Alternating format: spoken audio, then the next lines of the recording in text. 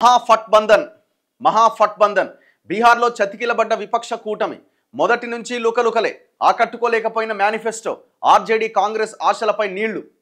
ఇంటికో ప్రభుత్వ ఉద్యోగం ఇస్తాను అన్నారు నిరుద్యోగులు నమ్మలే ఎట్లా నమ్ముతారు మిగతా రాష్ట్రాల్లో ఇంప్లిమెంట్ చేస్తున్నారా పాత పెన్షన్ పథకాన్ని పునరుద్ధరిస్తామన్నారు ఉద్యోగులు నమ్మలే మహిళలకు నెల నెల 2500 చొప్పున ఇస్తామన్నారు అతివల చెవిన పడలే ఈడియలే కదా ఇట్లాంటివన్నీ ఆడబోతాయి కదా మీరు వేరే రాష్ట్రాల్లో అధికారంలో ఉన్న దగ్గర ఇచ్చిన హామీలను ఇంప్లిమెంట్ చేసే ప్రయత్నం చేశారా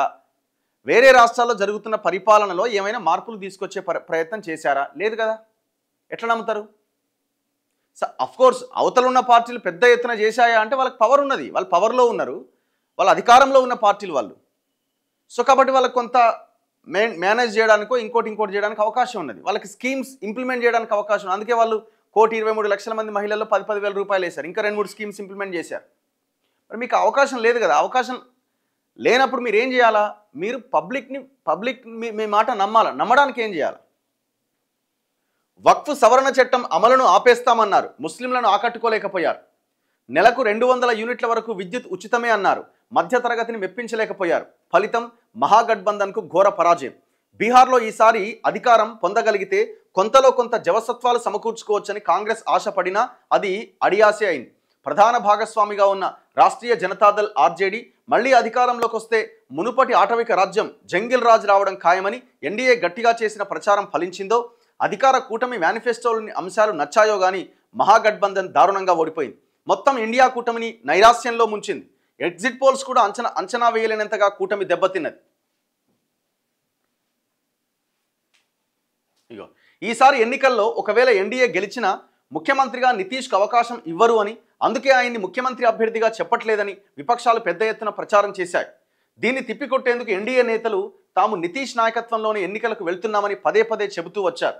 నితీష్ వయోభారం రీత్యా ఇబ్బందులు వస్తున్నాయని ప్రచార సభలకు అందుకే రావట్లేదని విపక్షం పలుమార్లు ప్రస్తావించింది వీటిని పక్కన పెట్టి స్పష్టమైన వ్యూహంతో ఎన్డీఏ అడుగులేసింది మోదీ నితీష్ కలయిక అభివృద్ధి ప్లస్ ప్రశాంతత అనే నినాదాన్ని డబుల్ ఇంజన్ సర్కారే మేలు అనే సందేశాన్ని బలంగా ప్రజల్లోకి తీసుకెళ్లగలిగింది జంగిల్ రాజును ప్రతి చోట చెప్పి తమ పాలనతో సరిపోల్చింది ప్రచారంలో పూర్తి ఐక్యతను ప్రదర్శించింది తేజస్వి ప్రణ్ పేరుతో ఇచ్చిన మేనిఫెస్టో అమలు చేయాలంటే అవసరమయ్యే మొత్తం బీహార్ రాష్ట్ర బడ్జెట్ కంటే ఎక్కువ అని అన్ని చోట్ల విడమరిచి చెప్పి అది అసాధ్యమనే సందేశాన్ని చేరవేసింది ప్రధాని మోదీ కేంద్ర మంత్రులు అమిత్ షా రాజ్నాథ్ తదితరులు పలుమార్లు బీహార్ను చుట్టేశారు యాదవ ఇతరుల ఓట్లను ముస్లింలలో ఒక వర్గాన్ని ఎన్డీఏ ఆకట్టుకోగలిగింది ప్రశాంత్ కిషోర్ స్థాపించిన జనసురాజ్ లాలూ తనేడు తేజ్ ప్రతాప్ యాదవ్ ఏర్పాటు చేసిన పార్టీ స్వతంత్రులు ప్రభుత్వ వ్యతిరేక ఓటును కొంత చొప్పున చీల్చేశారు మొత్తానికి ఈ పరిస్థితి కారణాలు అనేకం బీహార్లో కాంగ్రెస్ దాని భాగస్వామ్య పక్షాలకు గత 20 ఏళ్లకు పైగా అధికారం దక్కట్లే నితీష్ కుమార్ అప్రతిహాతంగా 2 దశాబ్దాల పాటు ప్రభుత్వాన్ని నడిపిస్తున్నా సహజంగా వచ్చే వ్యతిరేకతను అధిగమించగలిగారనే చెప్పాలి అంతే కదా మరి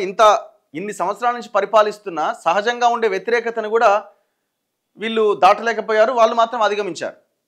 అంతర్గత విభేదాలు వ్యూహాల్లో లోపాలు ఓట్ల చీలిక సహా పలు అంశాలు కలిసి మహాగఠబంధన్ గెలుపు అవకాశాలను గాల్లో కలిపేశాయి ఎన్నికలకు ముందు నుంచి కూటమిలో ఐక్యతాలోపం స్పష్టంగా కనిపిస్తూ వచ్చింది ఆర్జేడీ వరకు చూసినా పార్టీ వ్యవస్థాపకుడు లాలూ ప్రసాద్ యాదవ్ రాత్రికి రాత్రి కొందరికి టికెట్లు ఇస్తే ఆ పార్టీ ముఖ్యమంత్రి అభ్యర్థి తేజస్వి యాదవ్ కొన్ని గంటల్లో ఢిల్లీ నుంచి వచ్చి కొన్నింటిని వెనక్కి తీసుకున్నారు ఇది కూడా పెద్ద దెబ్బే కదా టికెట్ ఆల్రెడీ వచ్చినోడు ఏమవుతాడు వాడు వ్యతిరేకంగా పనిచేస్తాడు జరిగింది అదే ఉమ్మడి మేనిఫెస్టో విడుదలకు కాంగ్రెస్ ప్రధాన నేత రాహుల్ గాంధీ హాజరు కాలే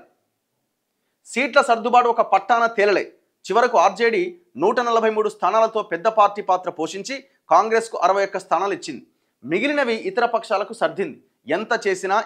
అప్పటికే నామినేషన్లు వేసిన వారి కారణంగా కూటమిలోని నేతలు డజనుకు పైగా స్థానాల్లో ఒకరిపైన ఒకరు పోటీ పడాల్సి వచ్చింది